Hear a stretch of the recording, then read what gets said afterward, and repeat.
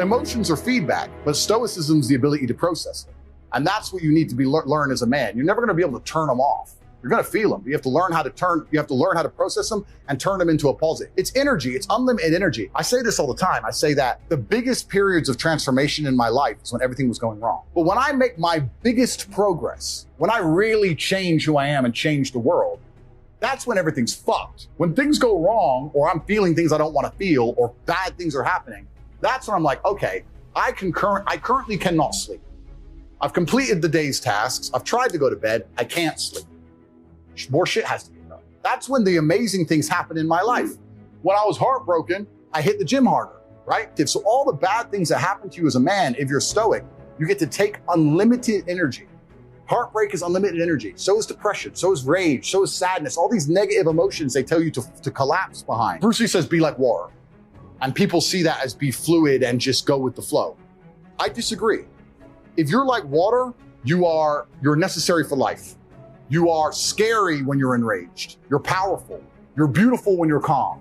You're so many things when you're like water, right? So if I'm enraged, it's like water behind a dam. You just got to put the dam in place, and you got to get the turbo, the hydroelectrics put in. Don't tsunami your life.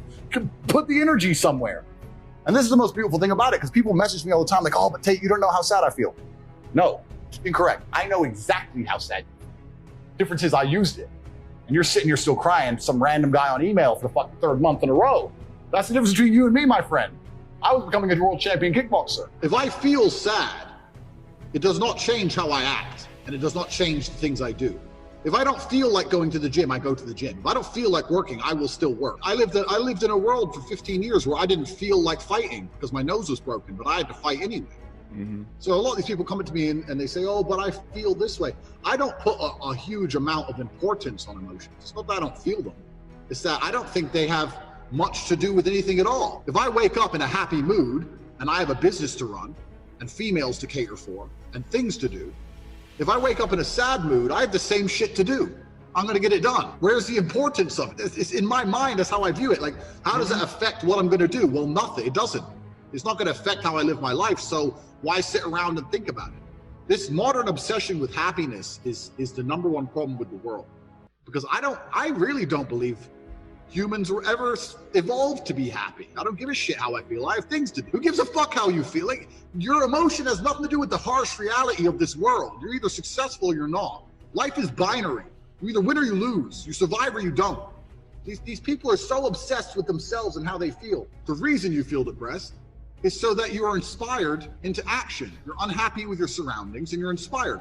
This is the reason why you don't want to go to jail. Both of us don't want to go to jail because we'll both be depressed because we don't like our situation. It's a natural human instinct to make you work hard and try harder to build a life. So when people come to me and go, oh, I can't, I'm fat and I don't know what to do because I'm depressed. I say, no, you're depressed because you're fat. You got the other way around. So that's the first thing. Feeling depressed is real. But this idea that you can walk through life and everything's fine and you can catch depression from the sky like a disease and stretch your brain and there's nothing you can do about it. And no matter how hard you try, you are depressed no matter what. This is garbage. This is complete garbage that's been propagated by the weak-minded. And the proof of this is that in countries with a harder life, where people are too busy struggling to survive, there's less depression. It's only in these countries that have nothing else to fucking worry about. If it was true the way they teach it, it'd be universal across the human condition. It isn't. So basically, your life's so good, the only thing you have to do is sit around and worry about why you're not happy enough. Okay, I don't think it's okay to be okay with losing or okay with less than the best. I don't think any of that's acceptable. I lived my life when I was poor, furious at the fact I was poor because my ego, and I'll be honest, my ego is at a point where I didn't understand how other people can afford Ferraris and I can't. I would be 18, walk into college and a Ferrari would drive past and it would ruin my week. And everyone would be like, what's wrong with you? And I'd be like, don't you see this fat fuck can buy a Ferrari and I can't? Why? He's not a better man. He's not a better person than me. I'm just as good as him, if not better. I couldn't stand the fact that there were people who could do things I couldn't. So this gave me unlimited motivation to get rich. Now I found a way to get rich and I believe that anyone who really, really truly wants to get rich will get rich one way or another. I couldn't stand being ordinary. And my question is this: you're saying ordinary people need to come in terms of their ordinariness. I don't think they do. I think they need to become extraordinary. I think they need to try harder. This is the greatest thing. This is the greatest and worst thing about being a man, is that all of your value is built. As a man, it doesn't matter if you're born good looking. If you're stupid and weak and broke, you're still going to struggle. It doesn't matter if you're born rich. As a man, you need to have it all. You need to have wisdom. You need to be funny, strong, good looking helps. They like the idea of you being able to fight. You need interesting stories. You need money. You need freedom to be able to say to a girl, fuck it, we're going to Moscow, pack now. You need all these things. And a lot of that is self-built, not all of it, but a lot of it is. So when I speak to ordinary people, I say, well, how are you trying to stop yourself from being ordinary? And a lot of them aren't. Well, then what the fuck are you going to live an ordinary life if you have ordinary results? I couldn't tolerate that. There's no way I would have been a normal person. And I don't know why people are trying to come to terms with that. I don't think you should. I think you should be constantly pushing to be extraordinary, no matter who you are. Talent is only identified in the top 3%. Like, people say this, I had this all the time. Oh, but Tate, you're lucky you can fight. I'm like, what do you mean lucky? We didn't find out I could fight or not until I'd already trained for 10 years. Because until the hard work's done, that's where you see the talent. At the beginning, everyone has to work hard. Because if I do no work and someone who's not talented works hard, they're gonna beat me. So we have to both work our asses off till we're at the very, very top tier, and the only way I can get ahead of him is talent. So talent doesn't appear to the end anyway. Most people haven't worked hard enough at anything to even identify that talent. There's loads of people who could be extremely talented at shit, but they're too lazy to even do the basics. So most people don't even know their own talent. Is there anything particularly I want that I don't have? No.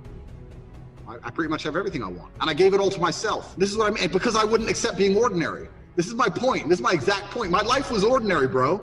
My life was ordinary. My mom and dad split up. I'm in a homeless house. I'm in a shit school. Me and my brother and my mom and my sister were living in some homeless hostel. I didn't know how to fight. I had no money. I'm a normal skinny kid. And then I became kickboxing world champion, multimillionaire. That was all me. And it's all because I sat there and goes, nah, fuck this. So I think everyone else could do the same. You know, who's saying the guy watching this right now would not be a better fighter than me if they didn't go fight? Maybe, but they don't try. They don't go. They're pussies. They're too afraid. They're too afraid to even go and fucking get punched, so they'll never know. And that's the life they want to live, because they'd rather be ordinary. I couldn't live ordinary, bro. I couldn't even do it.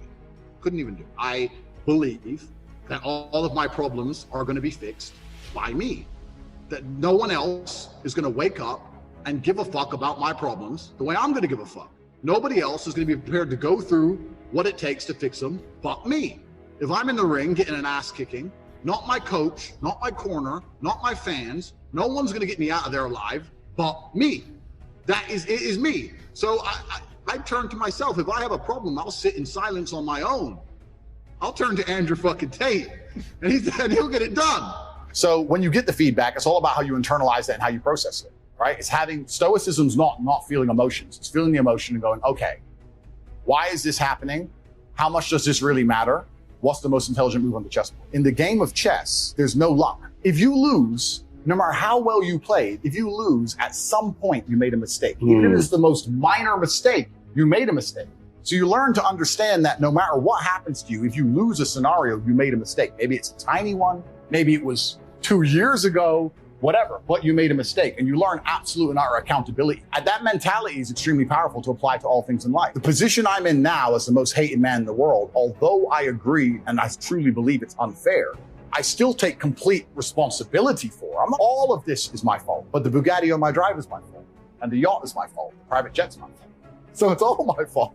So I take the good with the bad. I take all responsibility for absolutely everything, including if a woman leaves me, if a woman stays, if I end up heartbroken, if I end up filled with rage, I take responsibility for that. If something happens to me that makes me enraged, I will take responsibility. Why has this happened to me? Why do I feel this way? How did I end up in this position? Is this healthy in this scenario? And sometimes it is. You're either a disciplined individual or you are not a disciplined individual. Everyone wants money put on their lap. If you truly wanted money, you wouldn't be able to sleep until you fucking had it. Yep. And this is the point. So you're saying you go down a shit spiral, then you're not cut out to be rich, my friend. Get a job in Starbucks and piss off. Some people, because when I had nothing, I couldn't be distracted. You couldn't distract me from what I wanted. That's who I am. If I want something, I'm going to get it. So I don't know what more you want me to say.